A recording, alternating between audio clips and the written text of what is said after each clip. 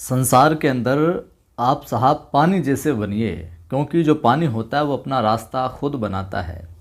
पत्थर के जैसे कभी ना बनिए, क्योंकि जो पत्थर होता है वो दूसरों का भी रास्ता है जो रोक लेता है। नमस्कार, जय हिंद। मैं हूं आपका दोस्त कवि आदि गणेश। प्रारंभ करते हैं। हिंदी साहित्य इतिहास की जो प्रश्नोत्तरी है 39 नंबर वीडियो। इससे पहले के 38 वीडियो नहीं देखे तो आप प्ले लिस्ट में जाकर देख सकते हैं। अच्छा लगता है मेरा यह प्रयास तो लाइक किया करें, शेयर किया करें, ताकि और साथी भी जुड़े तो उनकी भी मदद हो। और पहली बार देखने वाले साथी चैनल को सब्सक्राइब कर बेल आइकन क्लिक कर लें। टेलीग्राम चैनल आप ज्वाइन कर लो, नहीं किया तो कवि आदि गणेश हिंदी नाम से टेलीग्राम चैनल, जिस पर 7,960 से अधिक लोग जुड़ चुके हैं। यहाँ पर मैं सवाल और महत्वपूर्ण सूचनाएं हैं जो डालता रहता। ठीक है। ग्रेड फर्स्ट का मेरे इस चैनल पर ग्रेड फर्स्ट और सेकंड का जितना मुझसे हो पा रहा है कंप्लीट निःशुल्क रूप से है जो मैं पाठ्यक्रम है जो आपको करवा रहा हूँ। तो ज़्यादा से ज़्यादा साथियों को जोड़े ताकि उनकी भी मदद हो सके। चलिए प्रारंभ करते हैं आज की सीरीज़ के अंदर। पहला सवाल है, प्रमुख रूप से किस कवि के आधार पर आचार्य रामचंद्र शुक्ल ने अपने साहित्यिक प्रतिमान है जो निर्धारित किए। पिछली वीडियो में मैंने एक सवाल पूछा था, अगर उस सवाल को अच्छे से समझे हो तो इस सवाल का आंसर है जो आप अच्छे से दे पाओगे। क्योंकि कई बार क्या होता है, सीधा फैक्ट न पूछकर सवाल से ही उनकी रचनाकारों की प्रवृत्ति के हिसाब से सवाल बन जाता है। तो प्रमुख रूप से किस कवि के आधार पर शुक्ल साहब ने अपने साहित्यिक प्रतिमान निर्धारित किए? कबीर साहब के आधार पर, तुलसीदास साहब के आधार पर, केशव दास साहब के, या फिर सूरदास जी के आधार पर? बताएं साहब। उत्तर हो जाएगा बी, तुलसीदास साहब के आधार पर आचार्य रामचंद्र शुक्ल जी ने अपने साहित्यिक जो प्रतिमान है वो निर्धारित किए। सवाल क्या था पिछली कक्षा में? जो कसौटी पर कसते हैं उससे रिलेटेड अगर उसको समझा तो इस सवाल को आसानी से कर देते आप। अब देखिए शुक्ल जी की हम बात करें तो काव्य में रहस्यवाद इनकी प्रथम सैद्धांतिक आलोचना है। किनकी? शुक्ल जी की। और शुक्ल जी प्रमुख आलोचक के रूप में प्रसिद्ध है। किसके रूप में? आलोचक के रूप में। आलोचक के रूप में प्रसिद्धि विशेष तौर से प्राप्त की है। तो काव्य में रहस्यवाद इनकी प्रथम सैद्धांतिक आलोचना है। कौन सी? काव्य में रहस्यवाद। काव्य में रहस्यवाद। यूँ तो बहुत सारी रचनाएं की इन्होंने। हम आलोचनात्मक और करते हुए बात करें तो गोस्वामी तुलसीदास है, जायसी ग्रंथावली है, भ्रमर गीत सार है, रस मीमांसा है। रस मीमांसा जरूर ध्यान में रखिएगा। ये सारी की सारी इनकी आलोचनात्मक कृतियां हैं। ठीक बात। अगला सवाल, निम्नलिखित में से कौन सी रचना अग्रदास की नहीं है? निम्नलिखित में से कौन सी रचना अग्रदास साहब की नहीं है? तो ध्यान मंजरी, कुंडलियाँ, राम, ध्यान मंजरी, या फिर रूप मंजरी? उत्तर हो जाएगा क्या? डी, रूप मंजरी है जो अग्रदास साहब की नहीं है। तो रूप मंजरी अग्रदास साहब की रचना नहीं है, तो फिर रूप मंजरी किसकी है? तो रूप मंजरी है नंददास साहब की। किसकी? नंददास जी की है साहब। ठीक है। वही नंददास की और कृतियों की बात करें तो रास पंचाध्यायी, सिद्धांत पंचाध्यायी, मान मंजरी, लिख लो, चलो लिखना चाहो तो आप, सिद्धांत पंचाध्यायी और रास पंचाध्यायी,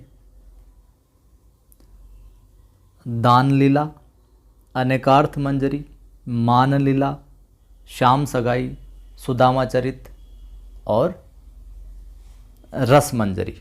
ठीक है। ये किसकी है? नंददास साहब की कृतियां हैं। ठीक है।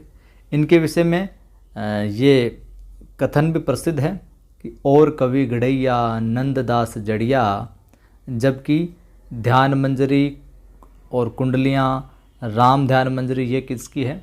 अग्रदास साहब की है। ठीक बात। तो ध्यान मंजरी कुंडलियाँ राम ध्यान मंजरी किनकी है? अग्रदास साहब की। और रूप मंजरी हो जाएगी नंदा साहब की। और बाकी कृतियाँ मैंने नंदा साहब की आपको बताई थी। अगला सवाल देखिए,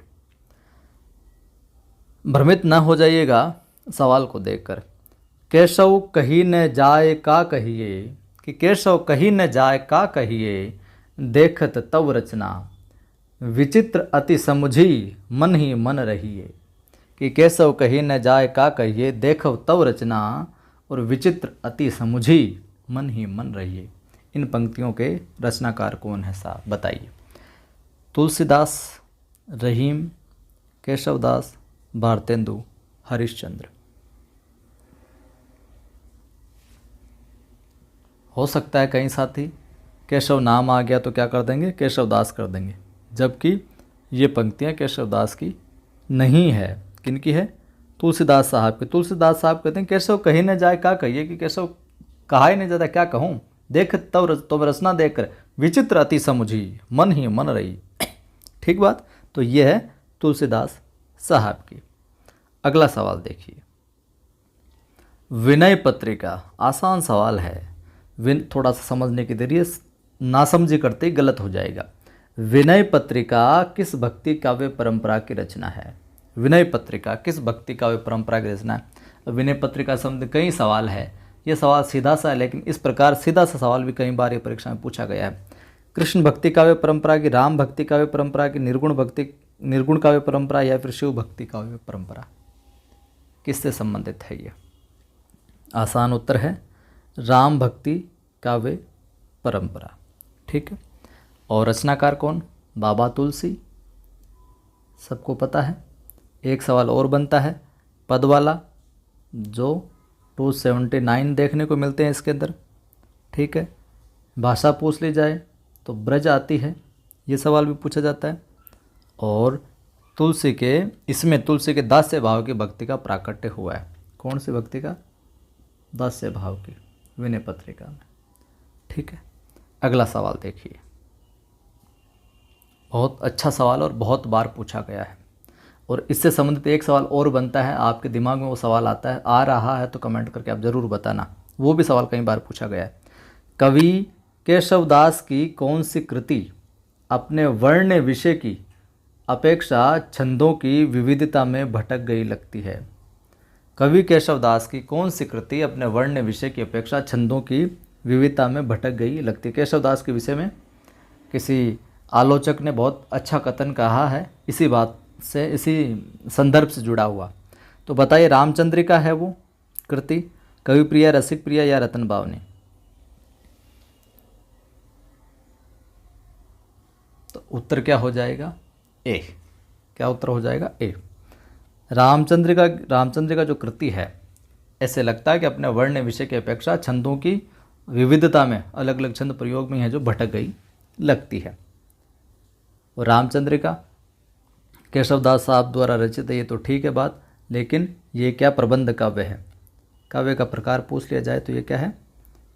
प्रबंध काव्य की श्रेणी में है जो आता है ये। ठीक है, प्रबंध काव्य की श्रेणी में हो गई एक बात।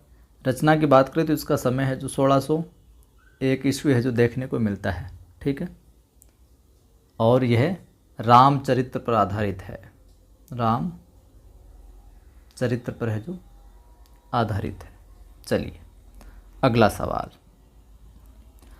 गोस्वामी तुलसीदास जी की कुल कितनी रचनाओं में उत्तरकांड संबंधी वर्णन है जो प्राप्त होते हैं? यानी कि तुलसीदास जी ने जो भी रचनाएं की, उन रचनाओं में किन किन रचनाओं में उत्तरकांड है जो शामिल किया है, कांडों के रूप में विभक्त किया उन रचनाओं को, और जिसके अंदर उत्तरकांड भी एक कांड शामिल है। इस प्रकार कितनी रचनाएं हैं?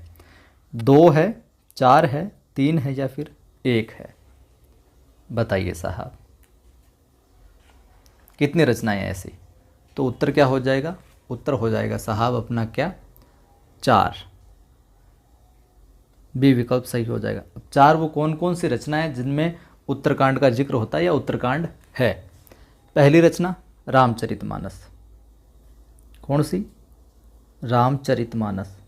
सबको पता है इसके बारे में तो, जो कांड है 7 उनमें अंतिम उत्तर हो जाएगा रामचरित मानस।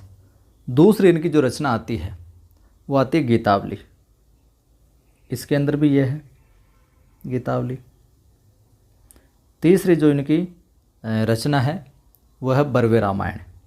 इसमें भी है कांडों में विभक्त किया है तो बर्वे रामायण। ठीक है।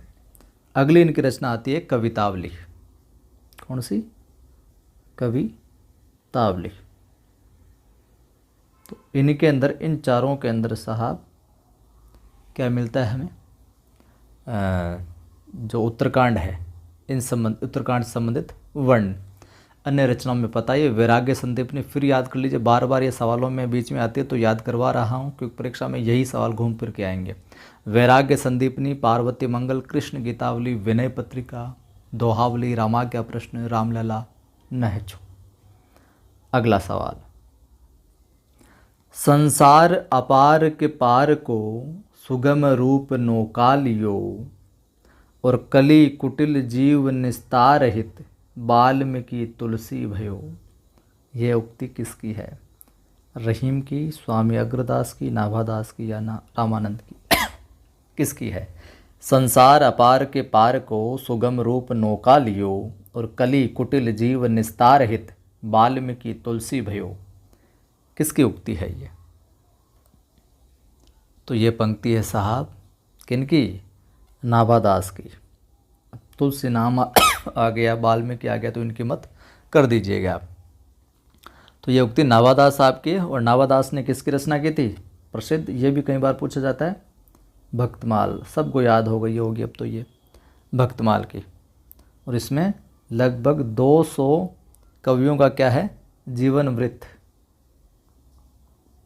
200 कवियों का जीवन वृत्त और उनकी भक्ति की जो महिमा है उससे संबंधित बातें हैं जो लिखी गई है। और किस में लिखा गया? लगभग 316 छप्पई में, छप्पई छंद के अंदर है जो रचा गया है। ठीक है। अगला सवाल है रामचरितमानस में विभत्स रस का प्रयोग किन कांडों में मिलता है? रामचरितमानस में वो कौन कौन से कांड हैं जिनमें विभत्स रस है जो देखने को मिलता है? अरण्य कांड और लंका कांड, सुंदरकांड और उत्तरकांड, बालकांड और अयोध्या कांड, या उपयुक्त सभी कांडों में, या फिर इन सभी कांडों में विभत्स रस जो देखने को मिलता है? बताइए साहब क्या उत्तर हो जाएगा? तो उत्तर क्या हो जाएगा? उत्तर हो जाएगा साहब ए। अरण्य कांड में पहले यहाँ जंगल में गए तो यहाँ पर भी लड़ाई दंगा हुआ था, मामला सेट हुआ था। और फिर लंका कांड आ जाता है, अरण्य कांड और लंका कांड। ठीक है। कुल 7 कांड है, याद हो गए होंगे, नहीं है तो कर लेना, क्रम भी कई बार पूछा जाता है। बालकांड सुन लीजिए, बालकांड। ठीक है, पहला बालकांड हो गया, दूसरा अयोध्या कांड हो गया, अरण्य कांड हो गया, किष्किंधा कांड हो गया, सुंदर कांड हो गया, लंका कांड हो गया और उत्तरकांड हो गया। ठीक है। ये है जो अपने कुछ प्रमुख सवाल हो गए आज की इस वीडियो में। एक सवाल आपसे मैं पूछ लेता हूँ। सवाल ये है आप सभी के लिए, आसान है। भक्तमाल के रचयिता नाभादास के गुरु का नाम क्या था? भक्तमाल के, लिखावट पे नहीं जाइएगा, जल्दी लिख रहा हूँ। भक्तमाल के रचयिता कौन? नाभादास के गुरु का नाम बताना है। गुरु का नाम बताओ साहब। विकल्प दे देता हूँ, आपका हो तो। नरहरिदास, वल्लभाचार्य, विठलनाथ, अग्रदास। 4 विकल्प हैं, उत्तर दे दीजिएगा कि नाभादास, भक्तमाल के रचयिता नाभादास के गुरु कौन है। उम्मीद करता हूँ ये वीडियो, ये श्रृंखला अच्छी लग रही है आपको तो लाइक ज़रूर किया करें आप। सभी ग्रुप में सभी दोस्तों को शेयर करके बताएं कि यहाँ पर ग्रेड 1 और 2 निःशुल्क रूप से सीरीज वगैरह, क्लासेस वगैरह चल रही, तो उनको जोड़ो, अपना ये परिवार भी आगे बढ़े और दूसरे साथियों की मदद भी हो। और पहली बार देखने वाले साथी चैनल को सब्सक्राइब करो, घंटे वाले निशान पर क्लिक करो, ऑल पर क्लिक करो ताकि हर वीडियो की सूचना मिलती रहे। टेलीग्राम चैनल का लिंक डिस्क्रिप्शन में मिल ही जाएगा, कवि आदि गणेश हिंदी नाम से 7,900 से अधिक लोग जुड़े हुए हैं। और पढ़ाई को लेकर आप डिमोटिव रहते हैं अगर, तो मेरा दूसरा यूट्यूब चैनल है जिसका नाम है आदि की आवाज़। आदि की आवाज़ नाम से मेरा दूसरा यूट्यूब चैनल है। इस चैनल को भी आप सब्सक्राइब कीजिए। यहाँ से पढ़ाई से संबंधित बहुत सारे मोटिवेशनल वीडियो डाले गए और समय समय पर मैं डालता रहता हूँ।